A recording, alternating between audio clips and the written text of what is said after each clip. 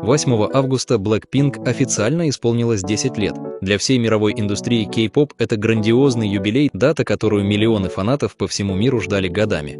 Казалось бы, весь мир должен был праздновать, а социальные сети разрываться от поздравительных постов и масштабных проектов. Но вместо триумфа и всеобщей радости культовая женская группа оказалась в центре самого громкого, болезненного и обсуждаемого скандала года. Мероприятие в Сеуле, которое должно было стать венцом десятилетней карьеры, фанаты открыто назвали абсолютным неуважением к аудитории и полным провалом менеджмента. Самыми шокирующими кадрами этих дней стали горькие слезы Джису, участницы, которая известна своей железной выдержкой и практически никогда не плачет на публике. Она разрыдалась прямо перед Blink, сидя в машине, а вскоре после этого Дженни и Розе были вынуждены публично писать письма с извинениями.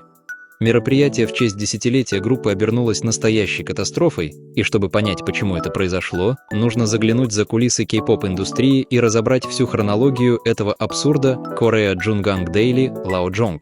Все началось с того, что агентство YG Entertainment буквально до последнего момента хранило гробовое молчание YG Entertainment. Представьте уровень стресса фандома. До заветного юбилея остаются считанные дни, а компания не публикует ни расписания, ни анонсов, ни информации о трансляции. Официальный анонс праздничной встречи Meet и Greet в Сеуле вышел всего за 2 дня до самого события. Но главная волна гнева поднялась, когда фанаты увидели условия проведения.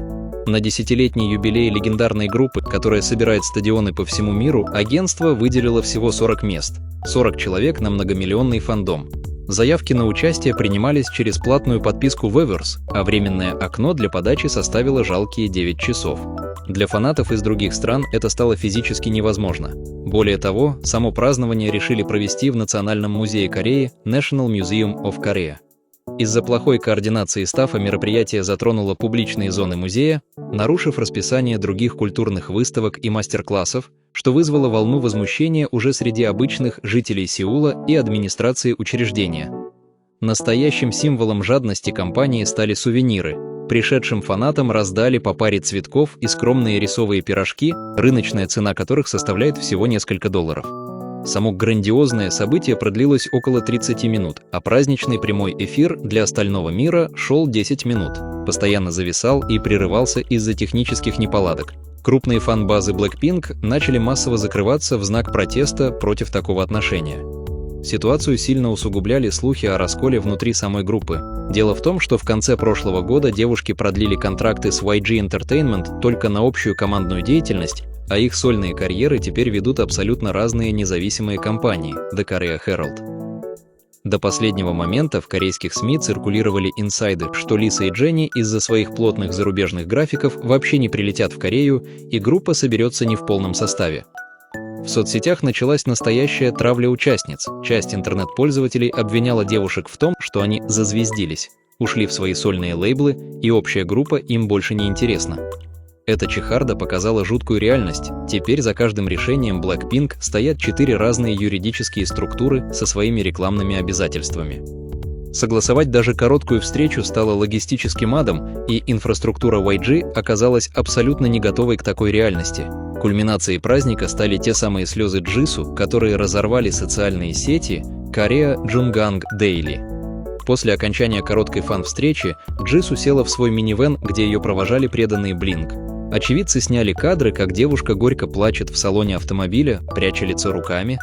Джису называют кремнем группы, она всегда улыбается, чтобы поддерживать младших участниц. Инсайдеры и сами фанаты, бывшие на встрече, рассказали, что происходило внутри. По правилам агентства, охрана жестко запрещала фанатам делать фото, снимать видео и даже близко подходить к сцене. Джису лично вмешалась, пошла наперекор строгому стаффу компании и разрешила людям достать телефоны. На протяжении всей встречи она постоянно извинялась перед каждым сектором за плохую организацию.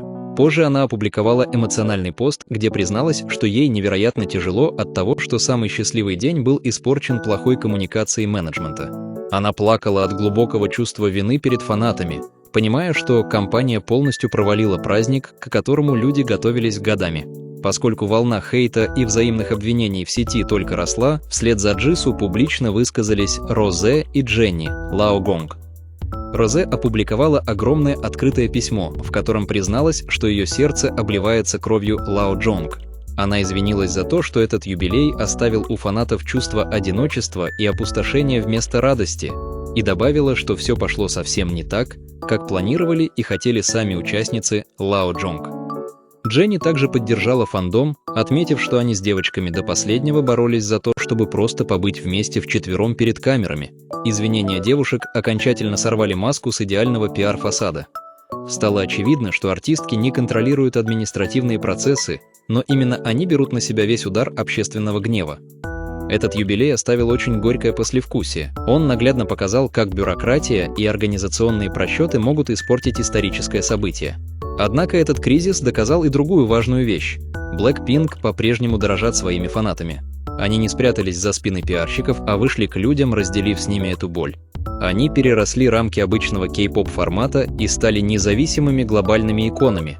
Но именно эта независимость делает их дальнейшее общее будущее гораздо более сложным и хрупким.